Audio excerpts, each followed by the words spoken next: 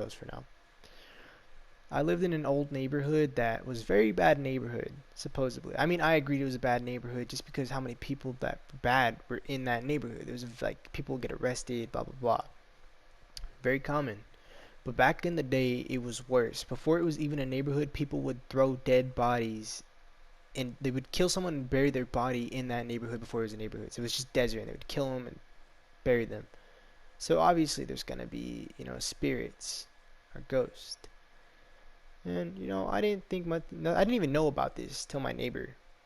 I would hear little kids like at 3 in the morning, and I'd be like, "Why is there kids 3 in the morning asking if they want to play at a swing set?" But when the nearest park is kind of far, like it took me like 15, 20 minutes to walk to that park. So I was like, "Why are they asking that?" And I'd hear random old dudes just talk at early in the morning, very early in the morning, and you'd be like, "Why is there people talking this early in the morning?" Like I'd be up because I'd be playing COD. So I was like, "Why is there people talking?" And one day I met my neighbor. He was a pretty cool guy, and he was my age. He was 16. And I was like, okay, we'll be friends.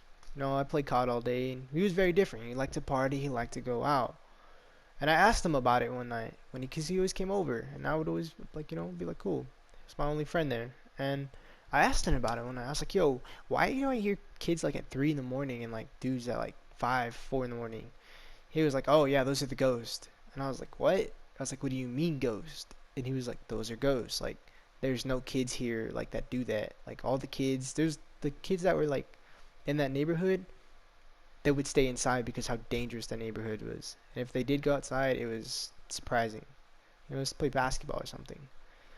And he told me like this is what happened. He told me a story about people would kill and throw them or bury them in that neighborhood before it was a neighborhood, but they still built a neighborhood over it.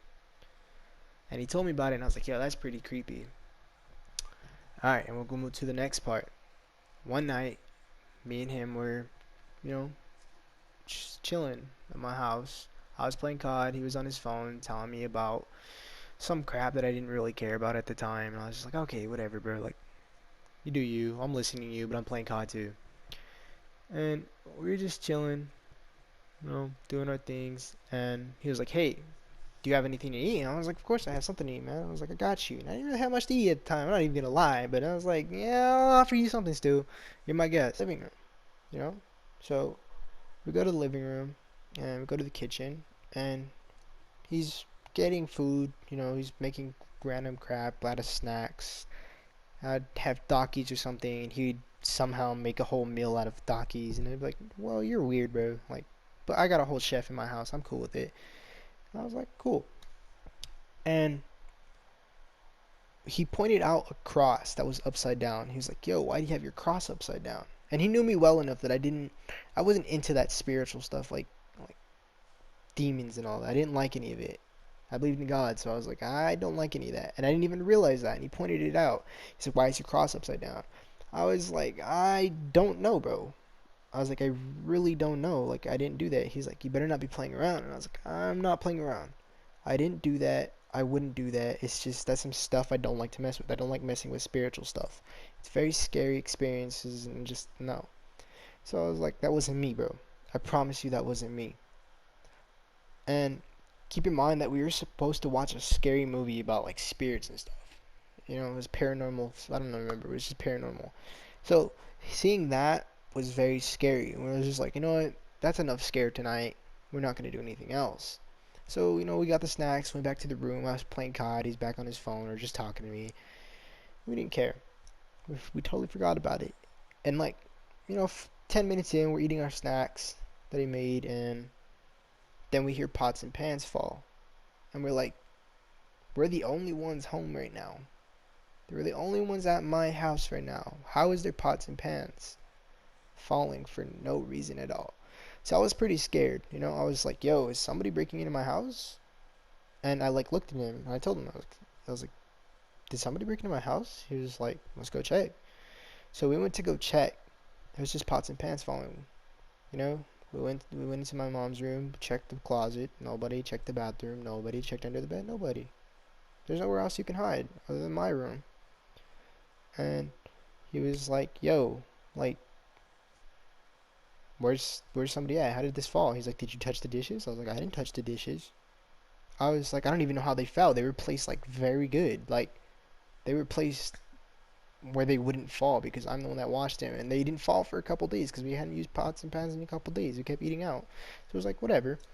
So we went back, and we're just chilling. Closed the door, and he hears somebody walking, like footsteps, and he's like, "Yo, turn off your PlayStation real quick. Turn off your PlayStation." I was like, "Okay." So I turned off the PlayStation, and I could hear them as well, and I was scared as hell. I was like, "Yo," I was like, "Who the hell's in my house?" And he opened the door, nobody. And we're like, how is there nobody in our house but footsteps, pots and pans, and upside down cross? We're like, yo, this is pretty weird. And then the weirdest part, this is actually the scariest part. We just like went back into the living room. We are like, okay, whatever. Turned off all the lights and went back to my room. And when we're both about to enter the room, we're still in the hallway, and we hear a loud growl, and we're just like, yo, what the heck? So the first thing we did is open up my Bible and just start praying because that was super scary. Because it's just a loud growl for no reason at all. There wasn't even any dogs near us, and even if there was a dog, it could not be that loud. So we were just like, "Yo, we gotta pray to God." So we prayed, and he was like, "Yo, I'm gonna go back home. All right." He's like, "You're gonna be here by yourself." I was like, "Bro, don't leave me," and he left me, of course. And at the time, I was with someone in a relationship, and I told her about it, and then I heard something fall again. And I did not go check what it was. I just kept praying. And I was just like, yo, this is pretty scary. It's like, no. And then I was like, I'm going to hop on COD. So I went to go hop on COD. Hung up. I hopped on COD.